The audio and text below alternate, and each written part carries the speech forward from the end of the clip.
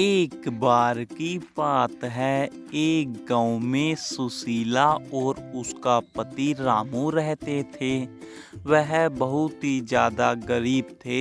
उनके पास कोई नौकरी भी नहीं थी, इसलिए रामू जंगल में जाता और चोरी से पेड़ काटकर उन्हें बाजार में बेचकर जैसे तैसे करके अपना काम चला रहा था। लेकिन एक दिन मौसम बहुत ही ज़्यादा खराब हो रहा था। वह अपनी पत्नी से कहता है, नो सुशीला, लगता है अब बारिश नहीं पड़ेगी। मैं जंगल में जाता हूँ और पेड़ काटकर बाजार में बेच दूंगा, उधर से राशन ले आऊंगा। हाँ जी, कह तो तुम ठीक ही रहे हो। घर में खाने के लिए आटा भी नहीं है, लेकिन मुझे लगता है अब बारिश नहीं पड़ने वाली, इसलिए तुम पेड़ काटने चले जाओ। तब तक मैं घर का सारा काम कर लेती हूँ। सुशीला ऐसे कहती है और वह पेड़ काटने चला जाता है।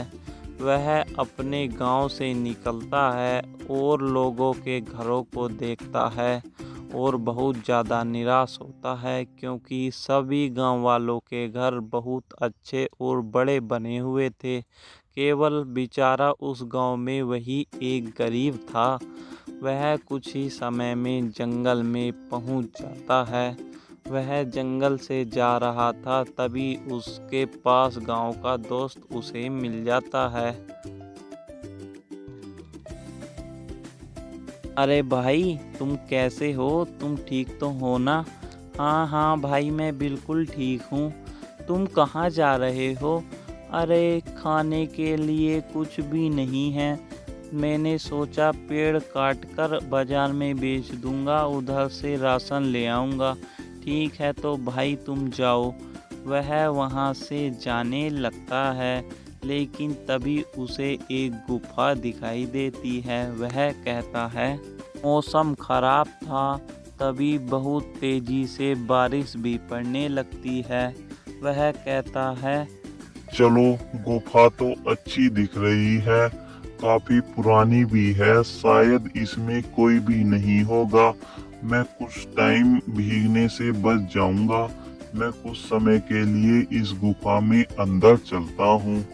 इतनी बात कहकर वह गुफा के अंदर जाने लगता है और गुफा में भी बहुत बड़ी बड़ी घासें थीं, इसलिए वह बाहर खड़ा होना उचित नहीं समझता और गुफा के अंदर की साइड को चला जाता है।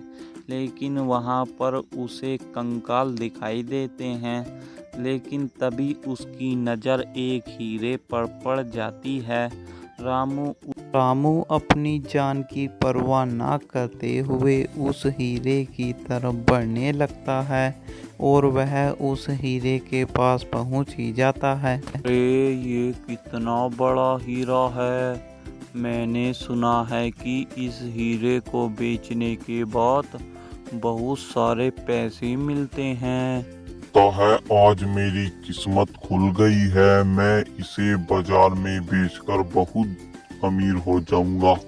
मैं दूसरों के तरह अपना एक बड़ा सा घर बनाऊंगा।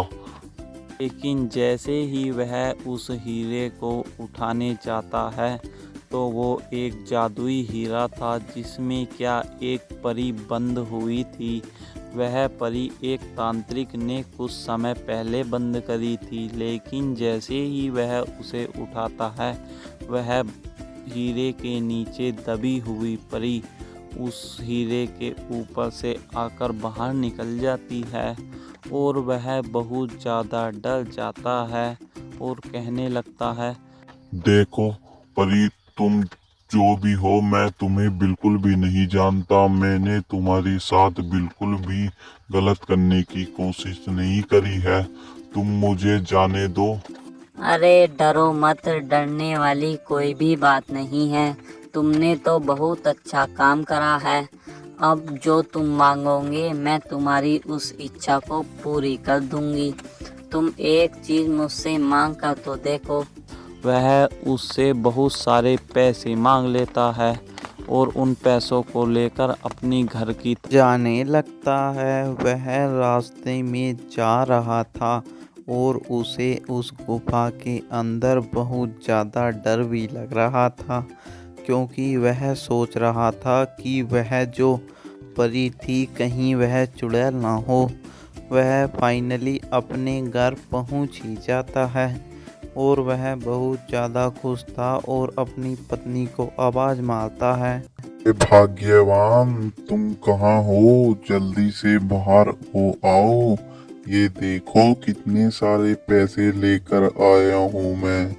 अब तो हमारी जिंदगी ही बदल गई। अरे क्या तुम इतने सारे पैसे चोरी कर कर लाए हो क्या? अगर तुम इन पैसों को चोरी कर कर लाए हो तो इन पैसों की हमें जरूरत नहीं है, क्योंकि हम गरीब लोग हैं और ईमानदारी का खाना ही पसंद करते हैं। ये भाग्यवान, ऐसी कुछ भी बात नहीं है। मैं एक गुफा में चला गया था। ये पैसे एक परी ने मुझे दिए हैं। कुछ ही समय में वह अपना एक बहुत बड़ा घर बना लेते हैं और उस घर में आराम से रहते हैं। और जब कभी भी उन्हें थोड़े बहुत पैसों की ज़रूरत होती थी, वह उस गुफा में जाता था और उस परी से पैसे मांगता था।